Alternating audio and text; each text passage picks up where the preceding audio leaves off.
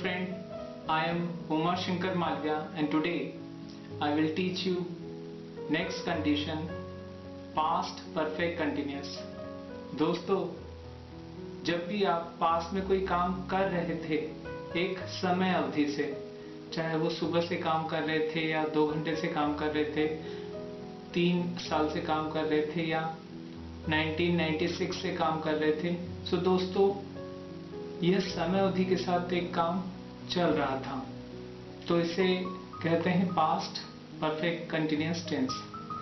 तो हम यहाँ पर इसको बड़े सरल तरीके से सीखेंगे। इसका रूल होता है had been plus I N G form या fourth form of the verb. इसका मतलब हिंदी में होता है ते आ रहा था या कोई काम करते आ रहा था एक पर्टिकुलर टाइम ड्यूरेशन से। इसके बाद हम सिंस और फॉर यूज करते हैं। First I take the example, I had been teaching English since Monday. मैं मंडे से इंग्लिश सिखा रहा था। लेकिन अगर मैं बोलता हूं मैं इंग्लिश सिखा रहा था तो आई वॉज टीचिंग इंग्लिश, ये होगा। लेकिन मैं यहाँ मंडे बोल रहा हूँ तो एक समय अवधि आ गई, इसलिए हम रूल कौन सा ले रहे हैं, हैड बीन प्लस आईएनजी और सिंस फॉर लगाएंगे। सो क्लियर है, I had been teaching English since Monday. Monday निश्चित है इसलिए सिंस लगा रहे हैं। हिंदी क्या होगा, मैं मंडे से इंग्लिश सिखा रहा था। नेक्स्ट, अब हमें ये ध्यान रखना है कि हैड बीन प्लस आईएनजी जो रूल है वो हर सब्जेक्ट के साथ लगेगा। आई के साथ, यू के साथ, वी के साथ, दे के साथ, देन ही, शी, इट और नेम, इन सभी के साथ हम हैड बीन का यूज करेंगे। चलिए, you had been teaching English for 2 hours। Hindi क्या होगा, तुम 2 घंटे से इंग्लिश सिखा रहे थे। Next, we had been teaching English for 2 hours। हम 2 घंटे से इंग्लिश सिखा रहे थे।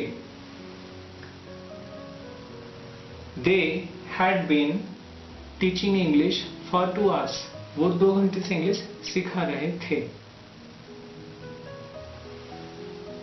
He had been teaching English for 2 days। hours हटा के हम डे लगा देते हैं तो वो भी चलेगा, for 2 days। वह 2 दिन से इंग्लिश सिखा रहा था। She had been learning English, teaching की जगह लर्निंग लगा दिया, learning English for 2 months। वो 2 महीने से इंग्लिश सीख रही थी। लर्न मतलब सीखना और टीच मतलब सिखाना या पढ़ाना। अब नेम ले लेते हैं हम। Nitin had been teaching English for 2 years। Nitin 2 वर्षों से इंग्लिश सिखा रहा था। सो दोस्तों क्लियर है इसका यूज। चलिए मैं कुछ छोटे से एग्जांपल लेता हूँ, ले लो। ओके, वह 2 घंटे से वेट कर रहा था, क्या होगा, he had been waiting for 2 hours, 2 घंटे से। सर 2 बजे से मीटिंग ले रहे थे, क्या होगा, sir had been taking meeting। 2 बजे निश्चित है, since लगेगा, since 2 o'clock। वह 2 सप्ताह से शॉपिंग कर रही है।